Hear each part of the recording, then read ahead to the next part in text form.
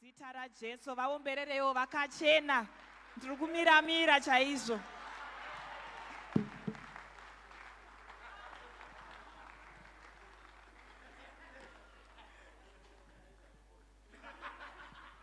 Hallelujah. Vakafara chete, hallelujah. Vangani vaitirwawo zvakanaka nepraise team. Maini nyasha nevamunoshanda navo, the praise party was there. Vangani vainzwawo nevamunoshanda navo, the praise party was chi. Mwari vakuitirei zvakanaka. It takes a lot of dedication, a lot of practice, a lot of sacrifice zvakare. Amen and amen. It just doesn't do dega. Kunotoda vanhu vanoshingirira vanoridza. It was the praise part was there. Ndatofunga kuti pamwe 3 December akwana. Say ndafunga kuti 3 December akwana because it was kuti vanosimuka. Ipapo ndoyatsozwa kuti vanosimuka but ataitirwa zvakanaka. Thank you so much. The commitment, the dance, the power in it. Pane pamwe paunonzwa kuti munhu uyu ari kurumbidza Mwari asinei nezvakamutenderedza, ari patime yekurumbidza Mwari. Mwari verugare vakatiitira zvakanaka neboka iri. Mwari vakuitirei zvakanaka, varambe vachikukomborerai, vakupei zvamunoda zvese. Amen and amen. Ndafara kuona takomborerwa chari. Pane dzimwe nguva dzatinoenda kuchipatara uchifunga kuti but Mwari tinodzoka here kumba. Maseasons akadaro pandamuona ndovana nane almost a month achiuya kuSunday school ndingamuoni, but the way he has recovered, how he has gained weight, how he has firmed up to be a young boy is so encouraging. Kana usina kumbomuona ari kuchipatara, you don't understand what I'm saying, but pane patakarwirwa naShe. Amen and amen. Pane patakapfudzwa nani naShe is actually a miracle. Kutongoti tinaye panapa, it's a miracle. Amen and amen. Kungoti tinaye chete itori miracle. Ndo pamwe pandinozotenda kuti minamato iya yatinoti hativige vana yakatichengeta panguva dzakadai. Amen and amen. Hallelujah. Hallelujah. Ndaona vanhu vachifarira panzi nomo amanda hatisi kutsanya. Asi musi weSaturday makuseni toda kuuya kuprayer munhu wese. Tinositi my leaders, we want to open it for everyone. The blessing is for everyone. Amen and amen. Mukauya makawanda munogona kufara futi next Sunday. Kana muri vashoma saka ngatiuye ine uwandu hwedu hwese, tiuye kuzonyengetera nenguva dza 6 to 7 teta topedza tongoya tonamata makuseni topedza todzokera kupi kudzimba. Ndiri kuzviziva kuti makachamira. Alright, ngatiwane hedu patinogara pasi tifarirewo mafundisi naye vafarirewo, vanga vachishumira kuEnglish service uyezve vanga vachicheya. Mwari vatiitire zvakanaka. Baba namai masuka vanga vachilidha kuinda session, komborerwai, vanyabadza itirwai zvakanaka nekupa vanhu nhau zviziviso naye. Yes, Mwari ngavatiitire zvakanaka. And tichingobva pano nofunga maona tabvisa ma-items, toda unoitira mufundisi wedu zvakanaka. Tine appreciation yamufundisi tiri ngekuwestern area vanenge vaine tsoka dzekufamba nadzo kana vanokwana kupinda mune tsoka dziri kuenda. Ingojambirai tinovaitira zvakanaka. He is our son in Christ. It's part of AFM Rudaport. It's our extension. Today we have their special day where they are being appreciated for the work and through the ministry that God has given them. Saka vanokwanisa handei, vasingakwanisi munongoita hook up online. Mwari vachitiitira zvakanaka. Ndichazodzokorora zvendapedza, asi Horizon Cell Group yose gadzirirai kuonekwa kuseri uko. Ndichazokusimudzai pandichapedza kuparidza. Mwari vachitiitira zvakanaka. Regaiwo ndigamuchire zvakasarudzika. Shannon ngaavongwe nakunashe. Mwari vatiitire zvakanaka. The boys should be in Sunday school. The big girl is in the house. Just wave wherever you are. Yes, Mwari vakukomborere, vakuitire zvakanaka muzita raJesu. Amen. Nezuro ndaiparidza kwete message yangu yepano but yekuwestern area. Pama highlights aripo ari aiti ukabvisira munhu mwana nemari watomuuraya. Can I repeat this? Kumunhurume ukamubvisira mukadzi, mari nevana watomuuraya. Because hakuna holiday, hakuna chikafu, hakuna hembe dzinonakidza kana zvinhu zvese izvozvo zvisipo. Saka kana uri munhukadzi ziva kuti ndine munhurume wandakatakurira mufaro wake pandiri. Amen and amen. Then kana uri munhurume ziva kuti une security yawakatakurira umwe munhu. Because murume wese anoprovide security. Kana usinga provide, you are not a man, you are in between. Every strength of a woman, kungoziva kuti variko kwavariko kodedi, it makes a difference. It makes a difference. They draw power either from the pastor or from their brothers or from their father. But there's no independent woman who does not draw security elsewhere. A revelation. And hakuna munhurume asinga draw his joy from a woman. Vamwe varume chava nemufaro wavo vakatachwa kuhanzvadzi dzavo. Vamwe varume chava vari attached kuna ana mai vavo. Asi kuti munhurume afare panofanira kunge paine munhukadzi around. Whether ndimai, whether ihanzvadzi kana mudzimai. But zvikuru sei akazoita mudzimai. But kune madofo pakati pedu. Instead yekureceive security vanorumana, instead yekugamuchira rudo vanorumana. Kana vapedza kurumana tarisana muti tiri madofo. Kana mungori netsika yekupota muchirumana chete ingotarisana imoti tiri madofo. Iwe nevaunodanana naye kana muine tsika yekupota muchirumana ingotarisana imoti tiri madofo. Kana asiri pauri muisire message kuti ana mufundisi tiri madofo. But ndiri kutorevesa zvakafanana nemunhu wekuti unoona aine badza achicheka muriwo nebadza harisi dofo. Ndaiudza mufundisi ndikati next time I want to teach ladies how to manage men, and I'll come to men again and manage how to manage women, not only your husband, not only your wife, because at work we have men. Kumbati nevarume mukombi chaimo, you must know how to manage a man. Mukombi rega kungotsamirwa pese pese. You must know. Kana uri murume rega kungonzi ukafonerwa nehanzvadzi yako wongofamba kunge munhu asina direction. You must know how to manage men. You must know how to manage women. Murume rega kungofamba uchitengera vanhu chikafu pese pese. Know how to manage these people. Change hande kumessage yanasi. Nasi ndoda kuparidza chinhu chinonzi spiritual assignment. Handizive kuti ndinokwanisa here kudzidzisa, asi Mwari ngaandibatsire ndikwanise kugona kuzvidudzira. Chinhu chinonzi spiritual assignment, it's #blessings. Every blessing comes when it's packed or it's packaged in an assignment. There's no assignment or there's no blessing without an assignment. Verengai theme scripture. Kana maipedza moenda kuna Daniel 2 verse 21. Then the man said, "Let me go, for it is daybreak." But Jacob replied, "I will not let you go unless you bless me." The man asked, "What is your name?" "Jacob," he answered. Then the man said, "Your name will no longer be Jacob, but Israel, because you have struggled with God and with humans and have overcome."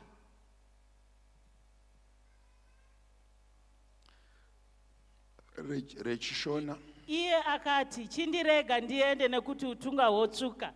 Iye akati, "Handikuregei kuti muende musati mandiropafadza." Akati kwaari, "Zita rako ndianiko?" Iye akati, "Jakobho." Akati, "Zita rako harichazonzi Jakobho, asi Israeri, nekuti wakarwa naMwari nevanhu ukakunda." Ndiverengereyo Daniel chapter number 2 verse 21.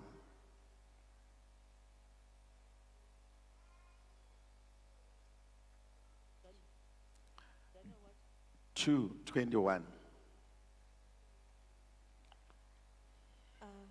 He changes times and seasons. He deposes kings and raises up others. He gives wisdom to the wise and knowledge to the discerning. He reveals deep and hidden things. He knows that what lies in darkness, and light dwells with him. Ndiye anoshandura nguva nemisi, ndiye anobvisa madzimambo nokugadza madzimambo, ndiye anopa vakachenjera uchenjeri nevane njere zivo, ndiye unozivisa zvinhu zvakadzama nezvakavanzika, ndiye anoziva zviri murima, chiedza chinogara kwaari. Ndinokutendai nekukurumbidzai imi Mwari wamadzibaba angu. And kuna 1 Corinthians 2 verse 10 to 12, 1 Corinthians 9 to 12, 1 Corinthians chapter 2 verse 9 to 12. Vakorinde vekutanga 2 9 to 12. However, as it is written, what no eye has seen, what no ear has heard, and what no human mind has conceived, the things God has prepared for those who love him. These are the things God has revealed to us by his Spirit. The Spirit searches all things, even the deep things of God. For who knows a person's thoughts except their own spirit within them? In the same way, no one knows the thoughts of God except the Spirit of God. What we have received is not the spirit of the world, but the Spirit who is from God, so that we may understand what God has freely given us. Asi sezvazvakanyorwa zvichinzi, izvo zvisina kuonekwa neziso kana kunzikwa nenzeve nezvisina kupinda mumwoyo womunhu, ndizvo Mwari zvaakagadzirira vanomuda. Nokuti Mwari akazviratidza izvo kwatiri isu nomweya, nokuti mweya unonzvera zvose nezvakadzika zvaMwari. Nokuti munhu ndoupiko unoziva zvomunhu, asi mweya womunhu uri maari. Saizvozvo hakuna munhu unoziva zvaMwari, asi mweya waMwari. Haleluya. Mwari ropafadzi vaverengi veshoko neshoko ravaverenga.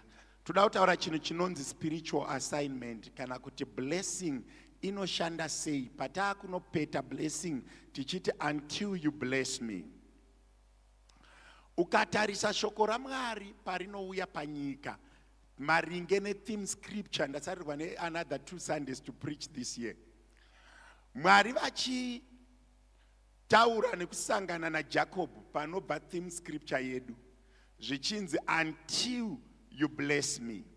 Remember, mukomana anonzi Jacob ndiye uya wekuropafadzwa nababa panzvimbo yaEsau. Baba vakati uchava baba vemarudzi, iwewe Jacobo uchava baba vemarudzi, kureva kuti the Abrahamic promise yekuva baba vemarudzi yakanoitwa pass on kumwana wake anonzi Jacob.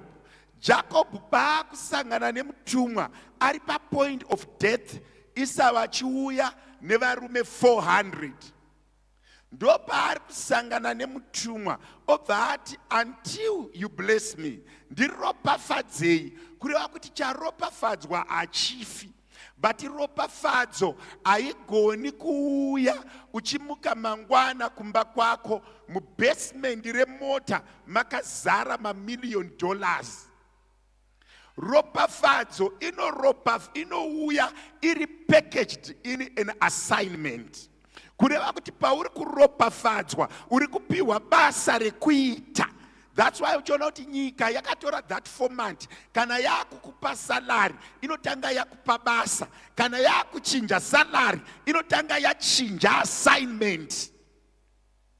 Wanzwa zvichinzi he has been promoted and the salary has been increased. Kureva kuti it's in tandem with an assignment. Chanetsa nyika kutadza kunzwisisa the packaging of a blessing. A blessing comes as a core. A core results into work. Work equals blessings. Kureva kuti zvandakamira ndiri pandiri saPastor Jiriji ndobva ndazodzwa naMwari kudanwa kunoita mufundisi. Mission house haiuye kana ndisati ndapinda muofisi yapastor. Kureva kuti chinotanga kuti mission house iuye, it's a package yakaputira assignment. Kune munhu wanda kutaura naye. Kunofanira kutanga kwaitwa an assignment. You need to be assigned. Panonzi, I found a man out of my own heart. Ndazviwanira murume ari pamoyo. Aisadaidzirwa kunorara mumba. Aidaidzirwa kunobatana nana Goliath. But pari kudaidzwa achipiwa simba. Simba iri a blessing, but rinoshanda on an assignment. Manzwa zvandikudzera kureva kuti kana Mwari vakukusimudza vanokupa responsibility. Kana vakupa responsibility inezorine terms and conditions of accepting that responsibility. Handei packaging of an assignment. Chekutanga, you must be convinced that God has called you. Unofanira kugamuchira kuti ndadanwa. Chatuma vanhu kudaidzwa kunzi Mike Ndiero kubvuma kuti George murume wangu. Can I repeat this? Kutanga kunzwa ropa ravo richiti ndiri mukadzi waGeorge ndo panotangira assignment. Vana vanozouya as a package yaakutofamba murwendo, but chakatanga kuti I do. But I do comes with many responsibilities, because kuna aitodawo George wacho. Ane hanzvadzi dzake dzisikadi kuti aroore. Ane vamwe vanhu vanofunga kuti haana kukufanira. Nangoshandisa zvakajairika kuti unzwisise. Then you need to be convinced kuti you are called. When God begins to move and to take you through a transition, every assignment haigoni kuoperate uri same setup. Every assignment changes certain things and certain dimensions. Tikadana hure kuti rauya kukingdom yaMwari rikagara riri mumahure, assignment hayachivhiki. Tikadana chidhakwa chikuti chiuye kubasa raMwari chikaramba kubuda mubhawa, assignment haibatike. Kureva kuti the moment you are assigned, pane chinhu chinonzi emotional and attachment distraction. Paunongoona assignment, pane vamwe vanhu vanoseparatewa newe. Pane zvimwe zvinhu zvinotapudzwa pauri. Kune vanhu vakaropafadzwa naMwari but vasiri kubuda musetup yavari. The moment you are called, you need to release. Ndosaka uchizonzwa nchinzi uchasiya baba namai. Paunonzi wakuroorwa uchatosiya baba namai. When an assignment comes, separates you. Kune vanhu vekuti kunyange akaropafadzwa haadi kubuda musetup. Unolimita blessing nekuda kuoperate assignment uri musame situation. Ndosaka uchinzwa Jesu achiti kana wazodanwa, handiti takura muchinjikwa wako, ucharamba hama dzako, ucharamba vamwe vanhu. I am called as a pastor, handichagona kuonekwa ndichitamba rakaraka nevakadzi vevanhu. Pane zvimwe zvinhu zvandakufana kurega kuti assignment ikwanise kutakurika. Handichagona kuonekwa ndakapfeka boxer short pachekazi ndichitenga chingwa. Boxer short rakunditadzisa kupinda maassignment. Harina chivi charandiita, but nyika iri kuti buda mucertain setting. So a calling yaMwari painokuconvinza inotanga kuchinja zvimwe zvinhu zvakakutenderedza. Udza mumwe munhu kuti aini kana ndakuropafadzwa ndakudya blessing pari pandofana kubuda. Udza mumwe munhu mutarise. Why do you need to be convinced that I'm called? The reason for that is important. There will be times that belief is tested. Paunopiwa assignment inouya neblessing, pane nguva dzaunozotanga kufunga kuti is it true kuti Mwari vakandidana? Pane belief yese yawinayo neassignment yawinayo, pane nguva yainotemptwa. Ukabvunza vadzimba pane nguva yaunobvumba kuti did I make the right decision? Yes, you made the right decision. Any assignment is tested. Do you stand the test? Every core or spiritual assignment comes with changes that you need to do and get used to. Can I repeat this? Pauri kudanwa naMwari, chatadzisa vanhu kuimba zviri effective, kana chatadzisa vanhu kuseva muchechi zviri effective, kana chatadzisa vanhu kugamuchira assignment nekuropafadzwa, inyaya kuti havasi kuda machanges. Vari kungoda assignment the benefits assigned to the assignment, but vasingadi kuzo appreciate machanges anouya neassignment. kune imwe ropafadzo yekuti ikauya pamusoro pako yakuda kuti unzwisise kuti this I can do, this I can't do, kuti Mwari vakwanise kukushandisa. 9 out of 10 vanokubvisa mumacorridors nedzimwe shamwari dzinobviswa nemamwe masettings ano, mamwe acho atori maphysical changes, zvinhu zvinotobatika. Uchanzwa kumberi uko ndichazokuudza pane pandichaenda pandoda kuti evaluate the changes that you must make. Udza mumwe munhu kuti pachanges aunoita haangoitwi chibhubhubhu, anoda mweya mutsvene akakupa assignment, pane zvimwe zvaunofanira kuzoevaluata. Like Jacob haana kusangana nemutumwa paanoti mombe dzandiri kufudza nehwai nembudzi ndedzaLabhani, inini ndato nevakadzi vaviri nevana asi handina chandiinacho. I need to change the situation yekuti handina. Ndo paanotora tsvimbo muiti otanga kuishura achitaura ega. Ari kuita physical changes asina prophetic word, but they are coming through evaluation. Kureva kuti kana makunamata Mwari, madaidzwa naMwari, paakuda kushandiswa pfungwa kuita mamwe ma-evaluations nema-positional standing kuti do I need to remain like this? Pauri kunoita ibayo ma-evaluations iwayo, when many people think I need to pray more, I need to read the Bible more, I need to fast more, I need to walk like a spiritual person. Mamwe acho ma changes, they don't only require you to pray, they don't only require you to read the Bible, they don't only require you to fast. Mamwe acho anoda kutodzoka wogara pane atinoti non-spiritual things that comes with an assignment. Which are the non-spiritual things? To those that believe and have faith, all things are spiritual. But kune zvimwe zvaunoona kuti zvazvisi kuda ndimi, pane zvimwe zvinhu zvaunoona kuti zvazvisi kuda kuti ndigare ndakapfeka sutu. Unotonzwa Mwari, shoko raMwari richitaura rinoti paanoenda paMount Carmel, murume anonzi Elijah apedza kuti chibayiro chemoto Mwari vanzwa, zviri spiritual ndezvekuti Mwari vatonzwa kuti ataura kuti mabhuru maviri, asi pakunopedzisira anozouraya vaprofita ava, kureva kuti akazoenda kuma-physical things aifana kunoita kukomplita ma-spiritual cause. Hapana ndimi padzichakuappreciatera mufundisi, hapana fasting paichamuvha mwoyo wamufundisi iwe uchitsanya uri kumba kwako. Pane mamwe ma-physical steps aunofanira kutora in an assignment. When you assume office, pane unozonzwa tsano Jethro, tsano vaMoses vachitaura naMoses, vanoti Moses haugoni kugara patende zuva rese uchitonga nyaya, uchiporesa vanorwara, uchiudza Israeli zvekuita. Appoint elders, council to manage dzimwe nyaya. Kureva kuti pane mamwe ma-physical planning activities aifana kunokomplimenta call yaMoses. Patiri kutaura nyaya yepackage, vanhu vazhinji paunopiwa assignment ndo inouya neona.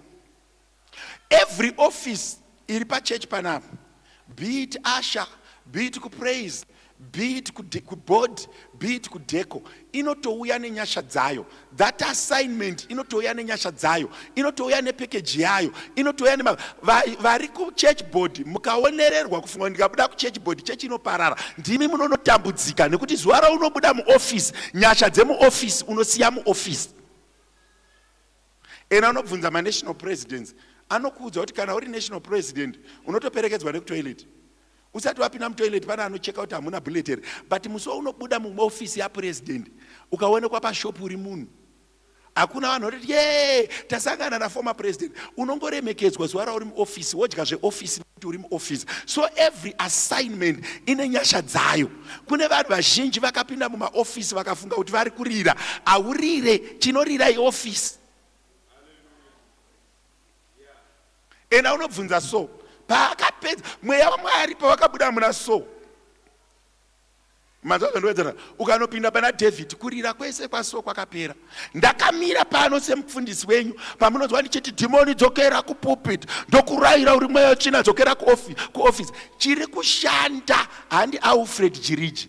Chiri kushanda iofisi yechifundisi yakaombekwa naMwari kuti uyu ndamuita munaziri kubva pazuva iri kusvika pazuva iri. Zuva ofisi rarinobva izwi rinoramba riripo, but the commanding authority inoenda neofisi.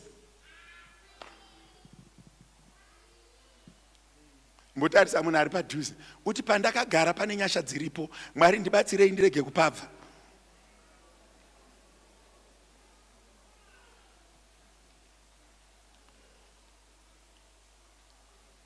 Ma-emotional breakings, Mwari hava kuchinjire shamwari nekuti vakudaidza. Iwewe ndio unofanira kuita emotional breaking wega. Kana wakushandira Mwari pane imwe mhando yevanhu vausingafani kugara navo.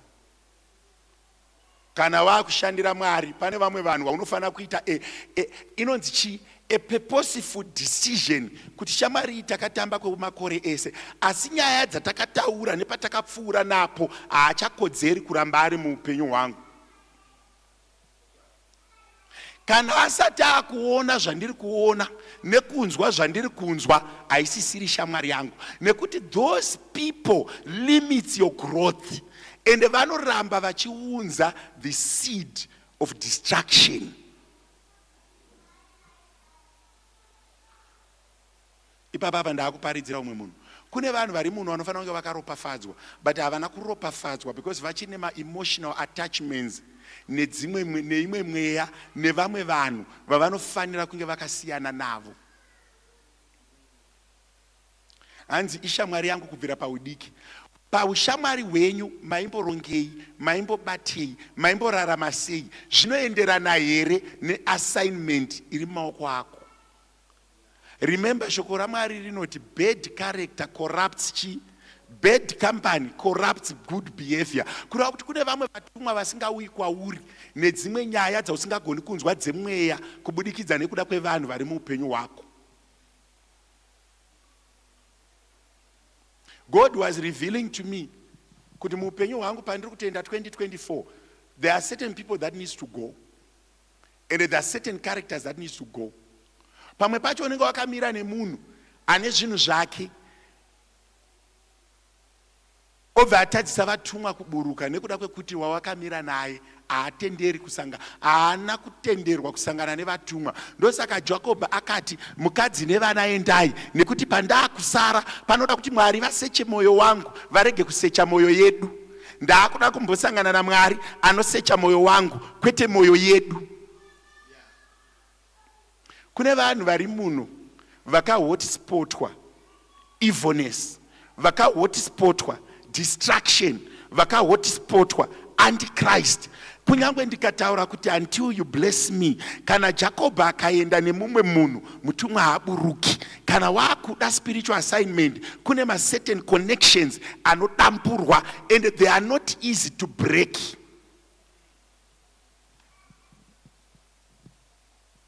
Yo, my emotional chatadzisa vanhu kuenda kumberi kutadza, ende vamwe vanhu they can't even overcome chihure, they can't even overcome drinking, they can't even overcome my bad habits. Why?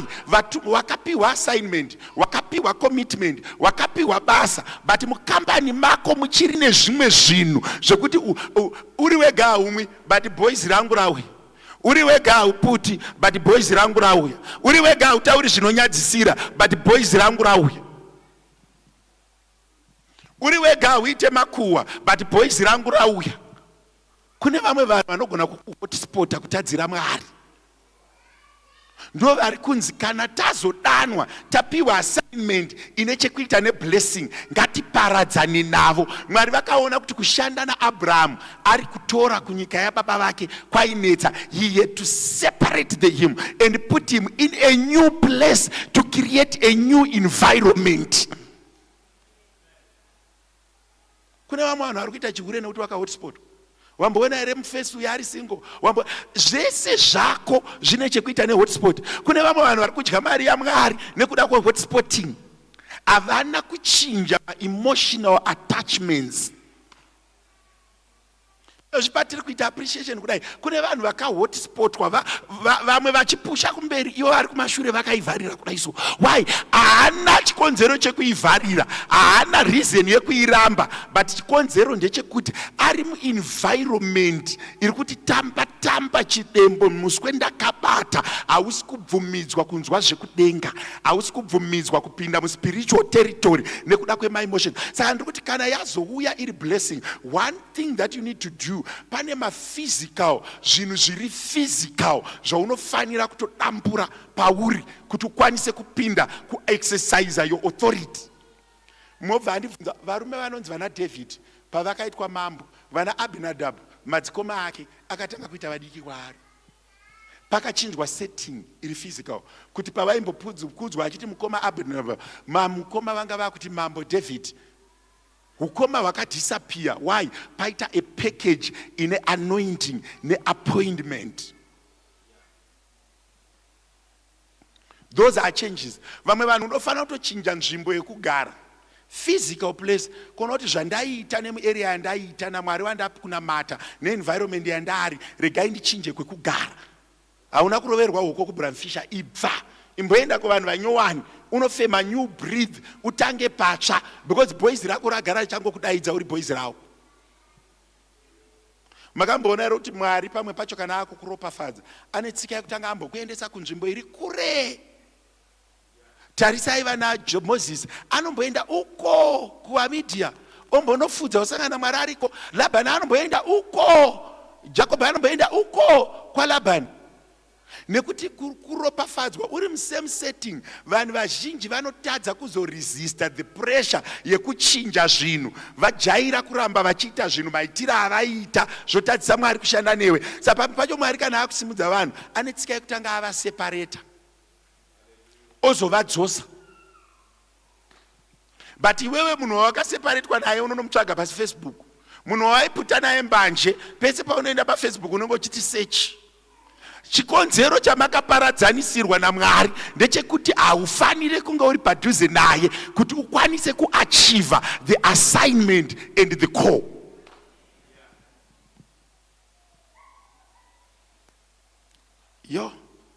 Number 3, be prepared to overcome opposition.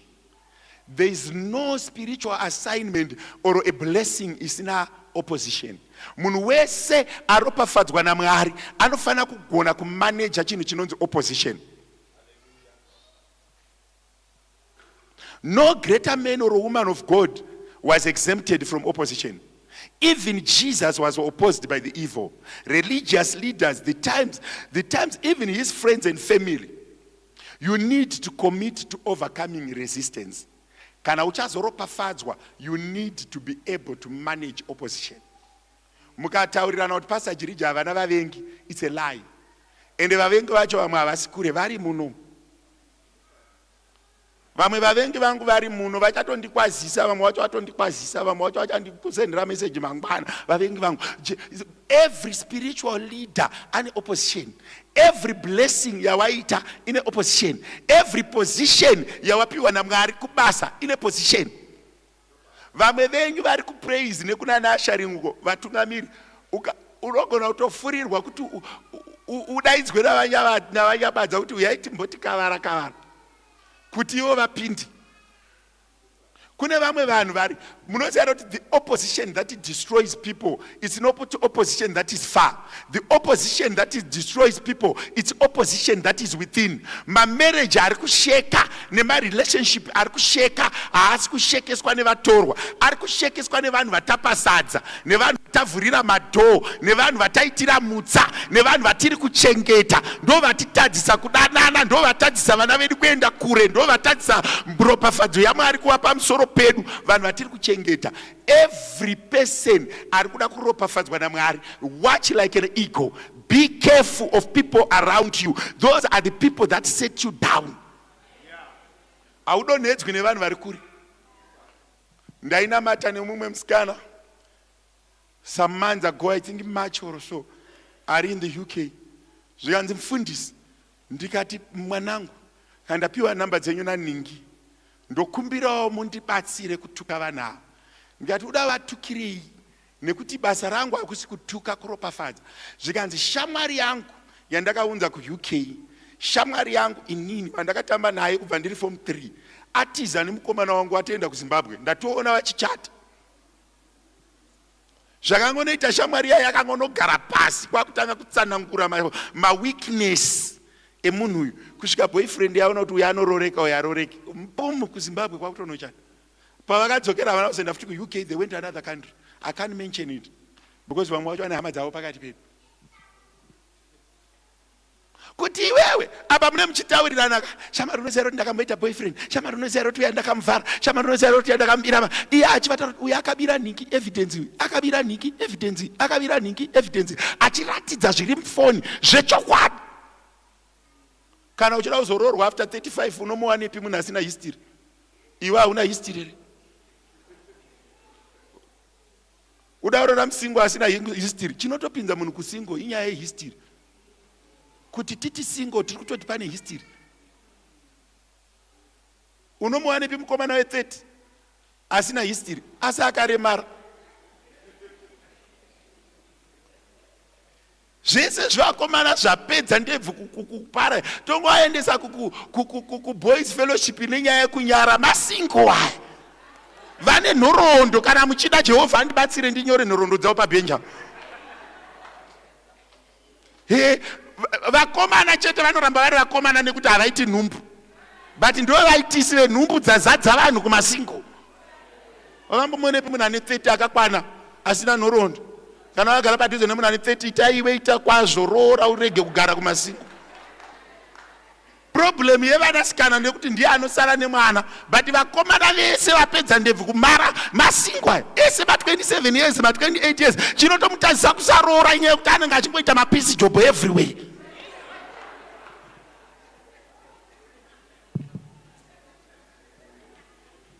Vari nomo vakaroora kare, iye munhu wemapisi job. Achitobva pano atouya pano achibva kupisi job, achibva pano anoenda kune rimwe, ndosaka asingaroori. Saka nyika inozongotsikirira vanasikana nekuti ndo vanosara vaine mwana. Hatifani kufara tichiti tine mukomana ane 30 ari kumasingo, ngatimubatsirei, ane disorder. Umwe wacho hachitonda power rekukomita, ajaira mapisi job. Kuna vanhu vasingagoni kushanda full time job vakajaira mapisi job kunzvimbo idzodzo dze.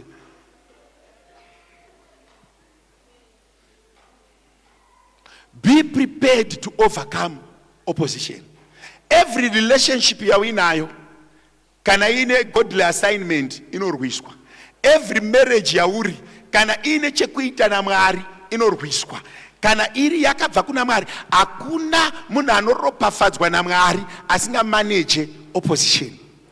Baba namai moyo mukafunga kuti vanhu vese vanouya vachidya sadza renyu kumba kwenyu ihama dzenyu, vamwe vese vachitopedza kudya mukangovaudza zvamufundisi, next day anenge ari musi weTuesday anenge ari uko, baba ini ndoda kutokubatsirai malidha enyu amunoshanda navo, vamwe vacho havana kumira zvakanaka, yatotanga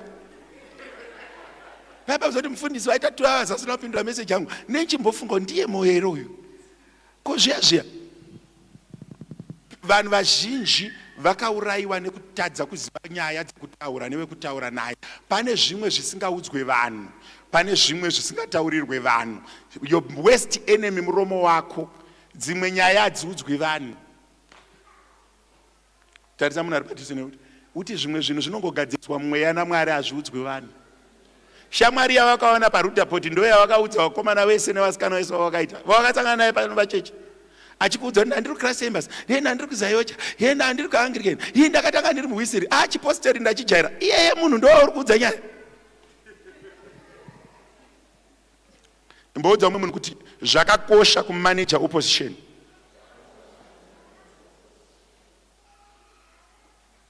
Know that changes will have their challenges and make a proactive decision to emerge victorious.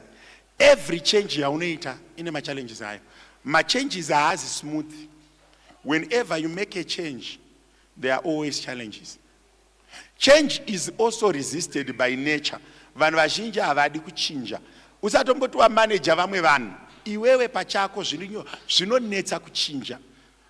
Iwewe munhu chaiye ndiye unogona kutonetseka nekuchinja pasati paita munhu ari kukurwisa. We always tend to align with our old settings.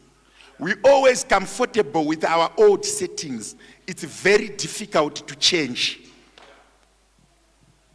As kana wapiwa assignment, change is imminent. There's no way you can be blessed uri same setting. Ashikoni. Zvakavana mumwe munhu wekuti unoti haina handibudi muBramfisher kana kuti handibudi muSoweto, ina handibudi muWestland, ina handibudi muJoburg.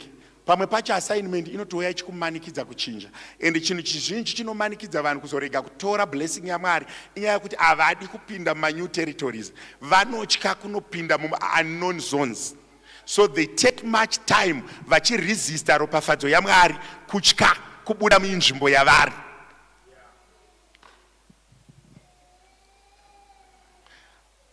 Understand that spiritual attacks will come.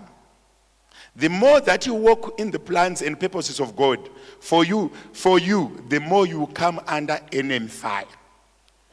Abana physical things that we need to change, nema attacks, nema settings. But remember that my spiritual attacks are also imminent.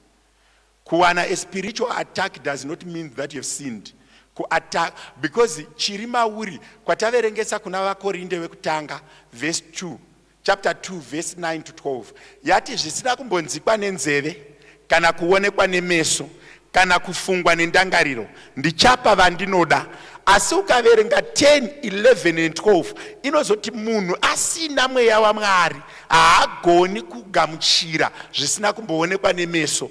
Munhu asina mweya waMwari haagoni kufunga zvisakambofungwa nendangariro.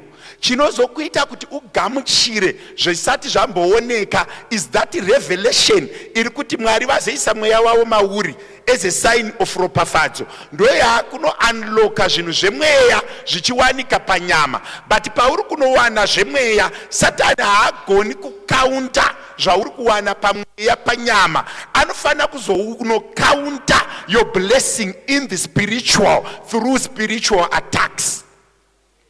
Kureva kuti pauri kuzarurirwa magedhi nepauri kuzarurirwa nyasha dziri extraordinary, Satan haagoni kurwa nenyasha dziri extraordinary in the physical. Anosimudza ma spiritual attacks. The bigger the army, the strong the attacks. Chiero chavasimudzwa nacho naMwari ndo chiero chinonosimudzwa naSatani. Haagoni kutumira tumadhimoni tudiki kunorwa nesi blessings hombe. Saka kana wapiwa assignment wakomborerwa naMwari, gadzirira ma spiritual attacks. Itozviziva kuti pandatorofadzwa pachigaro chandapinda ichi chakutopisa. Ndaane dzimwe hondo dzemweya dzandakufana kurwa nadzo. Vanhu vazhinji vanofunga kuti panotanga kuitika ma spiritual attacks, panotanga kuita wofunga kuti varoyi vakundiroya, hama dzakundiroya. Aiwa, Satani anongoona kuti masuwa akuvhurikaya, mweya waiswa mumunhu uyu nezvaakuita nekwakuenda. Chirega iwo ndisimudze ma spiritual attacks. Ndichiri kutaura nyaya yeblessing kuti kana varopafadzwa zvizive kuti kunouya zvima spiritual attacks, zvinhu zvakafanana nema-accidents, zvinhu zvakafanana nekurota zvinotyisa, zvinhu zvakafanana nevamwe vacho ma-spiritual attacks anouya dziri shamwari dzako dzichiprofita. Tarisa kuti ukanoverenga kuna X, kune murume aiva negift of prophecy ainzi Agabus. Kune vanoverenga shoko raMwari. Agabus paakaona kuti Paul akuzonosungwa akatora bhande raPaul akauya akazvisunga makumbo akati Paul, see this is coming. But Paul aizviziva kuti mweya mutsvene vanga vamuudza kuti uchazosungwa uchisungirwa vhangeri. Saka haana kutiza nekuda kweprofesi yaAgabus nekuti iye akanga azarurirwa nemweya. Muri kunzwandirira? Saka ukatarisa kuti pakati pedu tine tsika yekuroterana hope. Pakati pedu takagara kudai tine tsika yekuroterana hope. Ndakurotera hope uchinyura, ndakurotera hope uchifa, ndakurotera hope paine coffin. Varoti vehope, chengetai hope dzenyu. Regai kukanganisa vanhu nekushandiswa as spiritual attacks. Kana munhu asiri spiritual son wako or spiritual daughter wako, kana Mwari wakuda kutaura naye vanotaura nemunhu waMwari, dzamarota kunakirwa nekurara. Imimi dzamarota kunakirwa nekudi nekurara, madzirwa nemagumbezi.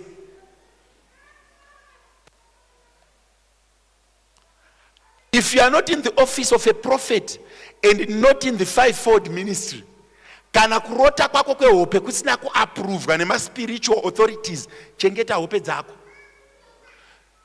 Se usingarota aine ndege, uchingorota aita miscarriage, ihope idzodzo. Ende sei uchibviriva shamwari pese paunotengerwa mota kana paunoita boyfriend wakuda kuroorwa hatauri, anongozorota paine coffin. Munhu waiye usampe sadza, usamukweretese mari, usampe juice kana achitonorwa. Bvisa maspiritual attacks muupenyu hwako. Asikana zvandarota, asikana ngatimbonamatai. Iwe uda kunamatira vamwe vanhu usati wakugona kuzvinamatira.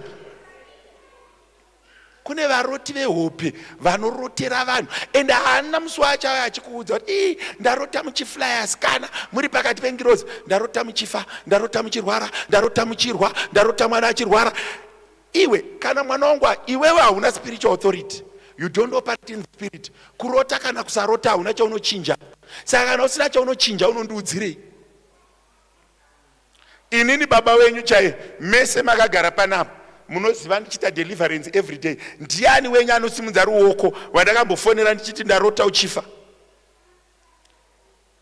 Pakati penyu wani ngaambondifonera vanyabadza tinotaura tese almost every day. Padati ndarota mainyabadza wachirohwa nechampupupu, champupuri chichimhanyisa mainyabadza left right and center. Munondirangarira zvaranambo. Kana ndadzirota dzauya kwandiri because ndiri muspiritual office, ndinodhila nadzo, ndopedza nadzo, ndobva ndapedza. Kana manzi mwari wako kuda inongokusiyai muenda. Why should I make you panic? Kukanganisa mazuva yenyu mashoma asara panyika. Kana ndangoona kuti yakudiwa naMwari handirambidzi rufu, kungoti muende muine rugare. Why do I want to make you panic? Why do I want you to make not enjoy your last few days? Mbotarisa munhu ari padhuze newe kuti hanzi namufundisi kana usingaopareti mumhepo. Ende ukaona munhu anofarira kurota hope dzevanhu asingaroti dzake, wapedza here kurota zvaunofana kurota? Uri kuroterei dzevamwe? Kana wamuka wadzirwa nemagumbezi warota hope dzevanhu, iti Mwari ndibatsirei kurota kwandiri kuenda, ndirege kurota dzevamwe. Iwe mwana wako anorwara vanhu uchienda uchipatara uchidzoka usina kumbozvirota, sei uchirota dzevamwe? Kune vamwe vanhu vanoshandiswa spiritual attacks and they think kuti they are praying. Mbotarisa munhu ari padhuze newe kuti you must understand spiritual attacks. Mboudza umwe munhu kuti my spiritual attacks, they are normal. Spiritual attacks does not signify that you are doing something wrong. No. The devil attacks people whether they are doing wrong or right. Saka pamwe pacho paunopfuura nepanorwadza, hazvirevi futi kuti calling yako is shaken.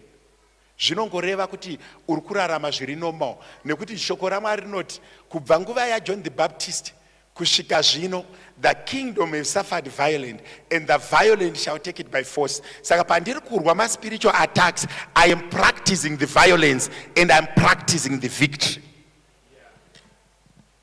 Amen and amen. And the next one. Accept that God chose you. Kungotendawo kuti Mwari akandidana. Kune vamwe vanhu vanodhauta Mwari every day. Every small obstacle, every small misunderstanding, wakutodhauta Mwari.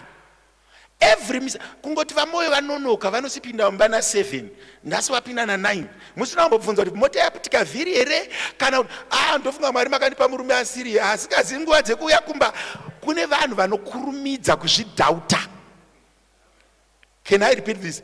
Don't be quick to doubt your call. Don't be quick to doubt a blessing. Kuti ukaropafadzwa nebasa, anditi toti wapiwa basa riri so significant, wobvaona sekuti basa riya paine vanhu vari kutaura zvimwe zvinhu, vanhu vari kuti taakuritora taakudini, wobva wakurumidza kufunga kuti basa iri harisi rangu. Have a spiritual understanding inotaura kuti kana ndadaidzwa mafungu hazvirevi kuti handina kudaidzwa. Stick to your call. Be bold.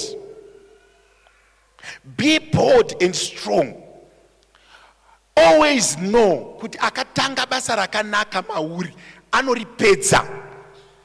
Hakuna akamboropafadzwa naMwari anditi akararama upenyu husina machallenges. Kune vanhu vazhinji vanofunga kuti kana ndaropafadzwa naMwari zvinoreva kuti life is smooth, life is nice, life does not have challenges, life is going on well. Every call yawapiwa naMwari, be strong and be courageous, stand firm in the spiritual things. Batirira pako yako. Kune vanhu vazhinji vakaita abortion of spiritual assignments. Abortion, it's a self-relinquishing of the baby. It's a purposeful method of losing a baby. Miscarriage, it means I've lost a baby when I want the baby. But kune vanhu vakaluza my blessings not through a miscarriage but through abortion. That is a purposeful relinquishing of a position because you have failed to understand kuti nhumbu ine muswa inokurambidza kudya nyama worutsa. But mwana achiri wako une muswa unofuma uchinzwa so much fatigue kune vakambotakura pamuviri. Pane muswa unomuka uchinzwa so much fatigue. Pane muswa unorutsa. Ndine hama dzakambotakura pamuviri ndandikuparidza naro madzimai. Unomuswa unorutsa. Une muswa unomuka wakaneta. That does not mean the baby is not yours. Kana kuti mwana arwara, kana kuti mwana afa, kana kuti mwana aremerwa. Kurwadziwa nepamuviri azvirevi kuti mwana ane problem. Saka pamwe pacho paunoremerwa neblessing kana neassignment azvirevi kuti there is a problem in the assignment. Those are signs and symptoms that shows that you are pregnant. Mukabvunza vafundisi vese vanokuudza kuti pane basa iri parinorema, iro basa rechifundisi. Pane pamwe parinorwadza. Kurwadziwa nechifundisi, kurwadziwa pekuti pamwe pacho you can ask kuti God, is this true kuti I'm a pastor? Azvirevi kuti koya sheka. Vana Pauro pavairohwa vari mutrongo vakasungwa, azvirevi kuti havana kutaura naMwari. It's part and parcel of the blessing. Simba reku unotozoona kuti Mwari anozoratidza greater power kudarika kurohwa. Mwari anozoratidza greater presence kudarika kurohwa. Kune here any presence yaMwari ingadarika kuvhurwa kwejeri, masuo ese achivhurika, mbavha dzese dzisingatizi. Pamwe pacho paunosvika pekuti unonzwa kuti blessing kana kuti assignment yandakapiwa naMwari yakunyanya kurema, pamwe pacho wakutosvika pa climax yekuti Mwari wakuzozviratidza. Manzwa zvainoita wakutosvika pa climax yekuti Mwari vakuda kudi kuzozviratidza. Nevese vakatakura pamuviri nhumba hainyanyi kurwadza pa 1 month, nhumba irwadza and inozodefinwa pakupedzisira yonzi labor. Ndipo unonzwa vana mai vachichema. Vamwe vanodaidzira mufundisi ndaakufa, mufundisi kuna handidzoki zvakare, but after 2 years unoona futi wakuti baba taakutarisira.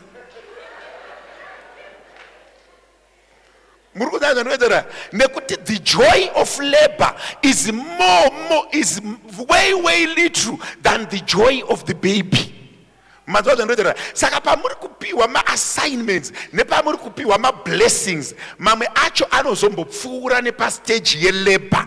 Pane rimwe week or 2 days, even vazhinji vamwe vanozviya vanhu vakomana zvavo mufundisi musi wa 3 December chokwadi mufundisi wedu anenge apfuma zviri kuita vanhu vese izvi, but kumashure kwa 3 December pakaipa. Can I repeat this? Kumashure kwa 3 December kwakaipa. Chifundisi hachidefinwe musi wa 3 December.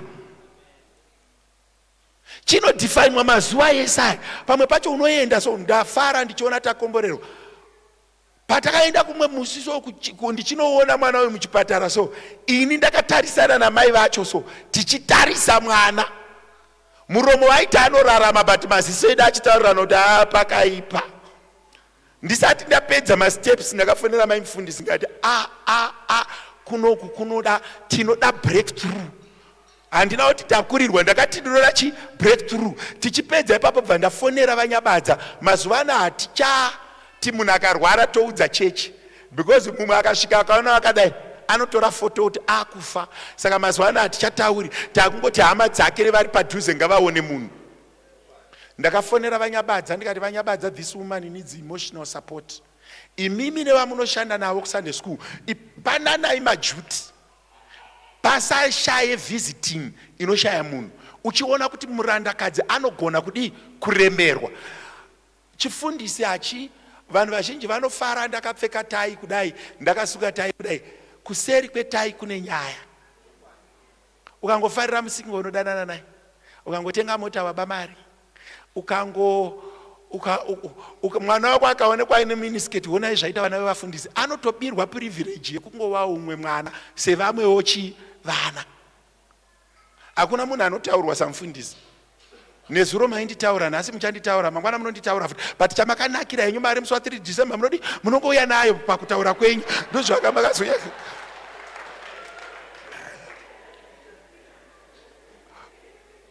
Assignment is blessing. Kuropafadzwa is one thing. Kuchengeta blessing is another thing. Vazhinji avaremerwi pakuropafadzwa, vanoremerwa pakuchengeta blessing. Chinhu chinozonzi kana ndaropafadzwa, muchato tinopemberera tese, but kuzogara mumba manje ndokune nyaya. Pamuchato hapatukanwi, pamuchato hapapopetedzwani. Kana uchida kuona vanhu vanotukana zvakanyanya ikapo, ndikabvunza baba namai ngabadza kuti makavhiringana kangani, unoyatsoona kuti we have lost count. But chakanakira kungovhiringana makuseni masikati totodya tese. Tichivhiringana and it goes on and goes on. Kusvika watozojairira munhu kuti akatsamwa ndokomusiya 2 hours tichataura. Kutakura muchinjikwa wako, kunzwisisa muchinjikwa wani wako. Kana ngonzwisisa kuti uyo anoda beef, akanga akatsamwa ndobika beef, angoitsenga kaviri akamedza 2 bites atoright. Pamwe pacho unenge wakutozotsvaga ma-physical methods ekuramba vakatakura muchinjikwa wako. Mbotaridza munhu ari padhuze newe kuti hanzi namufundisi kuchengeta blessing. Dzokorora kuti kuchengetedza blessing. Chinhu chinonzi blessing chinouya necommitment. Blessing aiuye isina mabasa. Whatever form of blessing yawapiwa inoda a lot of commitment. A lot of commitment. Every blessing yawapiwa inoda a lot of commitment. Tese tinotaura tichiti vana iropafadzo yakabva kuna Mwari. Regai ndingoshandisa vana. Unoziva here kuti vanhu vanofara vachiti we have conceived. Zuva raunobereka mwana kana ramunobata pamuviri, it's a lot of commitment. Kubva zuva iroro kusvika munhu iye azofa, commitment haidambuki. It's there. Muri kunzwa vanhu vazhinji vanofarira blessing, but blessing inouya necommitment. Pandiri kuti gore rekuropafadzwa, enjoy the assignment, enjoy the commitment, enjoy the ups and down of a blessing. It comes with a blessing. Pane pamwe pandoda unoadresa panyaya yeblessing. Vanhu vazhinji vari kukuwadzirwa pablessing pachinhu chinonzi humility. Musiyano wehumility nepractice blessing uri papi? Kune vanhu vanoropafadzwa naMwari votadza kuexercise a blessing vachifunga kuti they are humble. Kusvika Mwari vazorwadziwa nekurarama kwako because uri kurarama misguided humility. Can I repeat this? Jesu paakasvika pachechi akaona vanhu vachitengesa njiva nezvimatadhodhavs pachechi panzvimbo yekunamatira, haana kuva humble, aangotora chamboko angodhila nevanhu zviri physical, haana kuvanamatira, haana kutaura nendimi. He took a stick and he drove them out. Vanhu vazhinji vanopiwa maassignments naMwari vari kukwarira pachinhu chinonzi humility. Unoona kuti munhu anogona kunge akapiwa authority yekunyararidza mafungu, orega kunyararidza mafungu achifunga kuti akanyararidza ave humble, ave aggressive. Kune vanhu vasiri kutsiura pavanofanira kutsiura in the word of humility. Humility have killed assignments. Mukatarisa kuti church iri kuramba ichirasika vanhu vachirarama muhumility, ndikazodai vanhu vanoti chii, ndikazodai vanhu vanoti chii, vanhu vasati vati zvakati, ko assignment yako inoti chii? What is your assignment? usati vakoshesa kuti vanhu vanoti chii. Vanhu vazhinji, they are not expressing the blessing, they are not expressing their talents, they are not expressing the authority, they are not expressing they are not doing the assignment. Nekutya vanhu. Vanhu vanozoti chii. But pamwe pacho Mwari akatokupa nyasha idzodzo, akatokupa assignment iyoyo, so that vanhu basa raMwari riitwe. Ndakambotaura nomwe munhu akati, mufundisi, inini ndikapa testimony yangu, vanhu vanozobuda chechi vachifunga kuti, but iwewe uri kutadza here kubatsira munhu ari kuda kubatsirwa nekufunga vanhu. Ko Mwari wacho akakuisa mu that position ari kuti chii? Ko denga rakakusimudza riri kuti chii? So many people, they are out of God's. Murume ainzi Nathan akaenda kuna David akati, mambo, kune murume mumwe chete aive mukuru muguta, akanotorera munhu anga aine gwai 1 akaurayira vaenzi. Iye aine makwai ose aya haasina kuuraya. David akati, ndiudze munhu wacho, kana ari muguta rangu ndinodhila naye. Nathan haana kuva hambo kuti ndaenda pamberi paMwari. He had an assignment. Akati, ndimi mambo. Vangani vedu vane courage yekudeliver ma-assignments kana kuti tiri kuti we are humble. David akabatsirwa naNathan akanoumburuka kumadurunhuru akasabva paumambo. But Samuel haana kubatsira Saul kusvika Saul abva paumambo. Why? Chinhu chinonzi humility neblessing zvinhu tu zvakatosiyana. Haugoni kutadza kuexercise the blessing upon your life in the method of trying to be humble. Don't prioritize humility over your assignment.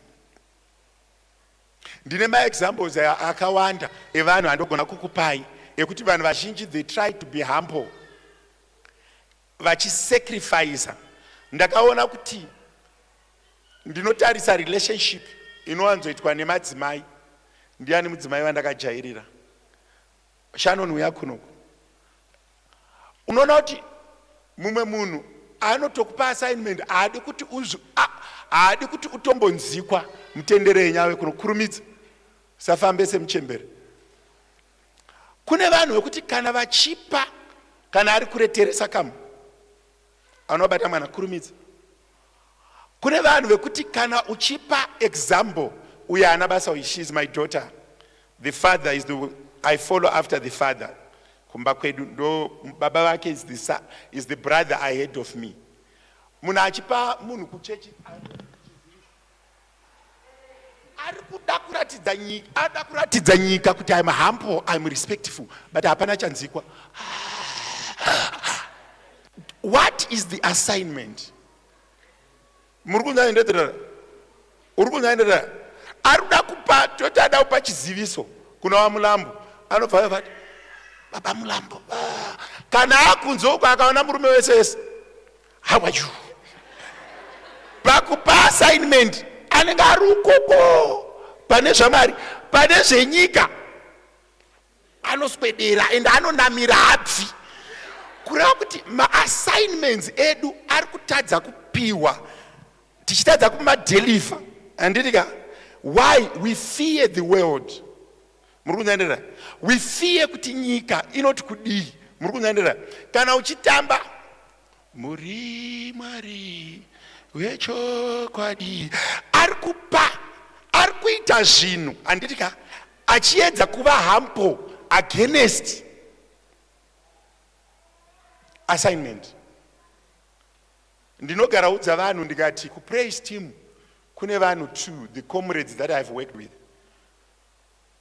Kuna mai nenyasha, kuna mai makanda. Angatodona kupererwa nesimba asi haamiri kuimba. Iwewe unonga akatadza kana akadona sketi yake ichaita sei. I-mindset isina maturity. You see what I'm saying? But kune vanhu vekuti kana vakuita assignment andidya, even kana achitamba kumberi andidya, atambi zvine humility anotamba zvinoenderana neassignment. Pakudeliver ma-assignments enyu, don't try to be over humble. Don't try to be over humble. When you need to express yourself, you can sit down, my daughter. You can, they don't deliver my assignments. Why? They are trying to be very humble. Nevamwe vanhu vatakaisa kuchurch board kunoku, chakavaunza kuchurch board vakarega kare, aachadi kunamata, aachadi kuimba, anoda kungodhonza bhachi rake, achiti kondikazotamba inini vanhu vanoti chii, kondikazojamba inini vanhu vanoti chii. Ndine mazuva akawanda mamaona ndisingatauri zvepraise team, but mamboona here zvachiitika kupraise team nhasi. They were not respecting themselves. They were delivering for an assignment.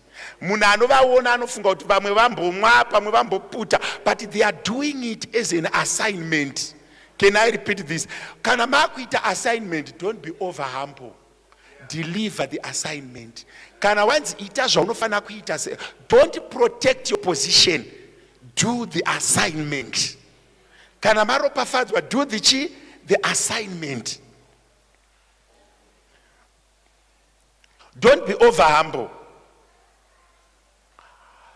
Blessing ya Mwari hapana painozombouya usina kupiwa basa rekuita. Unoziva kuti pakatonzi baba namai masuka vaite mavhaisi, maybe they may not be offended because ndoshanda navo. Pamwe pacho Mwari aida kutochinja mota yavo, pamwe pacho Mwari aida kutochinja pekugara, pamwe pacho Mwari aida kutorangarira vana, pamwe pacho Mwari aida kutobreka case iri mumhuri. Muri kunzwa? But yaisagona kuuya yangomuka yakavhurwa yakaparadzwa, waitei? There should be an assignment to break certain things. Pandaverengesa kuna Daniel, tichitanga hanzi anogadza madzimambo, ndiye anokondrora ma-events. Muri saka pakukondrora ma-events ndo paanotora opportunity yekuropafadza vanhu. Manzwa zvanoita pakubreka. Unoona kuti kune vamwe vanhu vekuti Mwari vanotozviita pavari kuita ma-events, handi Mwari vanokondrora ma-events nema-activities emunyika, vanozonoatacha mazita evanhu pama-events ipapo nema-activities ese. Mwari, Bible wrote, I'm the controller of the earth and all this what is upon the earth. In controlling what is upon the earth, he attach names of people, and those people he blesses them. Yo, nasi ndamboticha nanga ndisinganyanyi mukunopedzisira ma-assignments edu, they need you to be ready. Vazhinji venyu vari kufunga kuti mufundisi muri kutaurira vamwe vanhu, ina handina zvekuita. Vamwe venyu hamuna ma-assignments because you are lazy. There are so many things that God wants to do, and he has told you to do it, but you are not doing it. Unongo uchingoti ndichazonzi kana ndaudzwa, ndichazonzi kana ndaudzwa, ndichazonzi kana ndaudzwa. Mangwana anoda kuti munhu azvizive kuti hakuna blessing inouya vakagara. Every blessing comes as an assignment. When God wants to bless you, he assign you. Ngatidzokerei panyika yatinorarama paupenyu. Munhu akaitwa CEO wepakambani haana kuropafadzwa, asi ma-hours yake ekurara anoita mashoma. Responsibility yake inokura, zvaanodyawo zvinowanda. Saka whatever assignment you take, also the level at which you deliver that assignment determines how far God is going to bless you. Kana moita zvamatumwa naMwari, basa raMwari, kana uri seo leader, ita assignment yochizwa kuti ndo mukana wekuropafadzwa. Kana uri leader, usabiridzire. Ndaticha zvinhu zvakawanda, regai ndidzokorore, ndichino round up ndidzokorore, Mwari vatitire zvakanaka. Chekutanga ndati be convinced God has called you. Why do you need to be convinced? That the reason that this is important is that there will be times that this belief will be tested. If you are not convinced, then every time you hit a snake, encounter a trial, run in a roadblock, you will focus on the problem and you give up. You do an abortion. Evaluate the changes that you must make. When you receive an assignment, when you are blessed, evaluate the changes that you must make. We often think that we need to pray more, read our Bible more, or worship more. So we'll be prepared for the assignment that God has given us. All these things are good and part of the process, but not only part, there are non-spiritual things that you need to do as well. Pamuri kuverenga shoko raMwari, pamuri kutsanya, pamuri kubvisa chegumi, there are also non-spiritual things that you need to do in the physical so that you maintain a blessing. Be prepared to overcome opposition. Be prepared to overcome opposition. Pamuri kutoita appreciation, be prepared to overcome opposition. Makomens achauya nezvichataurika nevachagadzira nyaya dzavo, just be prepared. If you do it and expect not to have resistance, then maashamwari dzaSatan aarwi nevake. Be prepared. In every good work you do, be prepared that there is opposition.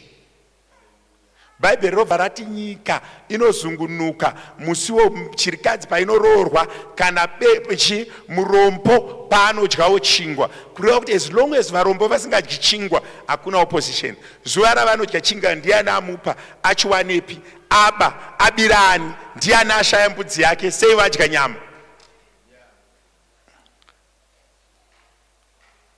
4, understand that spiritual attacks will come. Pawangoropafadzwa naMwari, zivai kuti mhepo dzinosimuka. Kana maropafadzwa naMwari, zivai kuti mhepo dzinosimuka. Kana Jehovha akuitirai zvakanaka, zivai kuti mhepo dzinosimuka. Just be prepared kuti kune mhepo dzinosimuka gore randinoropafadzwa. Accept that God has chosen you to a spiritual assignment. Kugamuchira the assignment. Acceptance. Also remember, it's not your choice. It's very, very important kuti tikakuti head asha musafamba muchiti ndozvisiya pandangosiyira, ndozvisiya pandangosiyira, vakangondibhohwa ndosiya, after all handibhadharwe. No, kuti it's not your choice. It's not your prerogative. It's not a coincidence. It's a mandate. You have been assigned. You don't abort. Aborting has consequences. Kune vanhu vanogara vachizvirova matundundu kuti kana ndaneta ndosiya. At the same time, don't walk in false humility. God did call you. Accept that decision. Don't walk in false humility. Paunofanira kuita chinhu, usarega kuchiita in the sense yekuti I'm being humble, vanhu vanoti chii. Don't get fat-headed. Usaite musoro mukuru. Usaite musoro bhanku pablessing yaMwari. Usaite musoro bhanku pablessing yaMwari. It comes because of God's grace, not your merit. What you have, what you own, where you are, it's God's grace, it's not your merit. Rega kufamba uchinyepera vanhu kuti tisu tiri kurira, ari kurira ndiMwari. Ukaenda kuna vaKorinde vekutanga 2 paverse 12 iri kuti munhu haangagoni zvese izvi, asi nekuda kwemweya waMwari wandakaisa mumunhu ndiko kuti munhu arire. Rega kufamba uchinyepera vanhu kuti tisu tiri kurira, tisu takabata AFM roadport, tisu tiri kuparidza madhimoni achibuda. It's not your own merit, it's God's choice. You are achieving what you are achieving because God has said yes. It's God's grace. It's not your merit, it's not your effort. It's not by might nor by power, but by God's will. Yes. Zvinzwisise, kana muine imba yakanaka, it's not your merit. Kana muine murume, it's not your merit. Kana muine vana, it's not your merit. It's God's favor. It's not by choice, it's God's merit. Kune mumwe munoda kurangaridza, zvamuri kugona it's God's assignment. Vana vamakabereka vanogona, it's God's assignment. You are just a conduit that you raise them. It's God's assignment. Zvamuri kuita, it's God's assignment. Never ever be fat-headed. Always know all the accomplishments I have, it's God's merit. It's not by choice. I've been assigned. Fuma yese inobva kuna Mwari. Kana muine imba muchivhura door, know kuti it's not by choice. It's God's merit. Kune vakatongwara kukudarikai vasati vasvika palevel iyoyo. Saka nzwisisai kuti ma blessings ese anouya through God's merit. Chimirai munzwe. Ka statement kanenyasha. As you are settling in your blessing and your assignment, I want you to remember this statement. As you are settling in your new place or your assignment, you must resist the temptation to be shy. Kungonyara so uchitadza kuexpressa zvaitwa naMwari pamusoro poupenyu hwako. Or apologetic about what God has done to you. Don't be apologetic. Kana Mwari vakuropafadza vakupa assignment, be proud, be strong, be vocal about it. Hakuna munhu anopiwa rambi or a light onorisa pasi petable. Kana Mwari vakuropafadza, don't be apologetic. Don't be shy. Kuti ndaropafadzwa naMwari. Mwari vatozviita nechikonzero chekuti uwe chiedza chenyika. Nyika ione chakanaka kubudikidza newe. Don't be shy, don't be apologetic. Kana Mwari vakuropafadza, vaisa chiedza pauri, ngachibude pachena. Manzwa zvandinoita kuti nyika ione kuti pane zvaitwa naMwari. Chipo chako ngachikuvhurire masuo uchichishandisa. Be strong, be bold, be strong, for the Lord is with you. Ukaverenga kuna Philippians 1:6 inoti, he who has begun a good work in you will be faithful to complete it. Akatanga basa rakanaka mauri anoripedza. Mangwanani anondofunga ndadzidzisa zvakadzikadzika. Kana maropafadzwa naMwari, zvizivei kuti kune zvinoitika. Hakuna blessing inomuka iri mumaoko ako isina assignment. Every blessing inouya yakaputirwa ma-assignment. Iwewe ndio unozovhura assignment iyaya. It's a package, you need to open the box. Manzwa zvanoita. When you open the box, a blessing is like a car. It doesn't help you until you start to drive it. Munhu wese akakomborerwa nemota, kana asingaidrive, that car has no purpose. Saka blessing yaMwari, assignment, as long as you are not participating in the assignment, it does not help you. Nasi nambotora nguva yangu yekudzidzisa chaiko. Next week nenchikunamatirai, next week yofuti nenchikunamatirai, ndichivhara gore. But chimbotanga kunamata uri wega pauri papo, utange kutaura kuti Mwari, what is my assignment? I need to use my assignment. Identify your assignment. In your assignment, that's where your blessing is. Chimbonamatira assignment yawakapiwa naMwari. Kana usina Mwari ngavakuratidze. Chimbonamatira assignment yawakapiwa naMwari. Kana uine position kuchurch inamatire. Kana uine position mufamily inamatire. Kana uine paunofana kumira, I want you to pray for your assignment. Usafunge kukanganisirwa kwako nevanhu. Chimbofunga ukama hwako naMwari. I want you to pray for your assignment. Iti Mwari ndibatsirei that I'm not apologetic about my assignment. I'm not shy about my assignment. I'm not going to submit to opposition or to spiritual attacks upon my assignment. Pane assignment yako ndo pane blessing. Vamwe makatumwa kufudza vakuchengeta vafundisi, vamwe makatumwa kupa varombo, vamwe makatumwa kuchengeta muri, vamwe makatumwa kuva ma-board members, vamwe makatumwa kutungamirira ma-departments, vamwe ma-assignments ari munzira. Pray for your assignment. Don't be shy about your assignment. Tenda kuti Mwari pakuropafadza kwenyu pamusoro pangu, pakuropafadza kwenyu pakufamba kwangu, pakuropafadza kwenyu pautano hwangu, pakuropafadza kwenyu pakugara kwangu. I need you to be bold in prayer. I need you to pray for your assignment. Hakuna munhu asina assignment, hakuna munhu asina pekumira kana usati waane assignment. Iti Mwari ndiratidzei pandinofanira kumira. Pray for your assignment. Escalate your assignment. Give confirmation to your assignment. Firm up on your assignment. Ndine munhu wandoda kuti anyanye kutsikirira pa assignment yake. Vamwe makadanirwa kuchengeta mission house, vamwe makadanirwa nherera, vamwe makadanirwa kuparidza, vamwe makadanirwa kutaura zvakanaka, vamwe makaropafadzwa ne-courageous spirit, vamwe makaropafadzwa nekutonga kumacompanies. Mwari ngaakuropafadze pa assignment yako. Mwari ngaakurangarire pane zvaakati uite panyika. Hakuna akabva kuna Mwari asina assignment.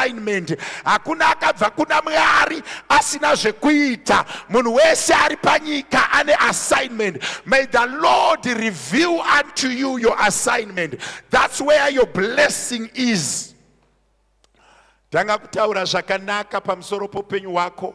For you were not brought to earth to suffer, but Mwari akakudana nechikonzero, Mwari akakusikira nechikonzero, Mwari akakuropafadza nechikonzero. Vamwe venyu makaitwa masingo kuti zita raMwari rigokudzwa. Vamwe venyu makaitwa vana, makakura muri nherera kuti Mwari vagokudzwa. Shirikadzi yepaZerefati yakava shirikadzi nekuti Mwari vaida kuishandisa. Chimbotaura zvakanaka pamusoro pekondisheni yako. Pamwe pacho vakaberekwa vabereki vakakurumidza kuenda kumusha, vakafirwa uri mudiki. Why? Mwari vane zvavari kuda kutaura pamusoro peupenyu hwako, kubudikidza neassignment kana kubudikidza nekondisheni yaunayo. Vamwe venyu mune maconditions amunavo for the sake of the assignment to be delivered. Chimbotanga kutenda Mwari kuti une assignment iri pamusoro pako. Vamwe makagadzirirwa kuvaka machechi, vamwe makagadzirira kuvaka machechi nekuti muri Mwari. Tanga kunamata, tanga kunyengetera, tanga kunyengetera. Nyasha ngadziburuke pamusoro pako. Mbiri yaShe ionekwe nekuti muri Mwari. Tanga kunamata, ndoda kuti umbotaurira Mwari assignment yako. Tanga kutaurira Mwari assignment yako nekuti ndi Mwari. Tanga kumbotaura kuti Mwari pa assignment yamakandipa, I pray for the full blessing. I pray for excellence. Ndipei boldness, ndipei courageous spirit. Ndikwanise kukunda ma spiritual attacks, ndikwanise kukunda opposition, ndikwanise kugamuchira kudana kwenyu, ndikwanise kugamuchira assignment, ndirege kutya. Tanga kunamata kuti I receive and accept the calling. I will not give up on the assignment. I will not retire on the assignment. I will not abort an assignment. I'm not going to do an abortion for the assignment. Irregardless, I am standing to receive, to enjoy, to dwell upon my blessing. I am not going to do an abortion. Kunyangwe zhikaoma, I won't do an abortion. I am going to hold the baby. I'm going to enjoy the baby. Nekuti Mwari andiropafadza. I want you to start to realize that your assignment is a package inouya yakagezara ne blessing yako. Muzita ra Jesu, muzita ra Jesu. Mwari verugare ngavakudzwe mangwanani ano. Ngavapiwe mbiri yose nekuti ndi Mwari, vasimudzirwe nekuti vakatendeka muzita ra Jesu. Amen. Ndichagadzira manotsi ananga nchishandisa ndigokutumirai vana adaya. You've got a soft copy of the notes that I was teaching about an assignment and the packaging of the assignment. Pazvinorema, don't abort. Manzwa zvandiwedza taura. Pazvinorema, don't abort. There is no blessing or opposition that does not come with the weight. The bigger the blessing, also the bigger the fight. We are also pane rada utende ukagamchira Jesu na Ishe wa saishe na mponesi wake kekutanga muupenyu.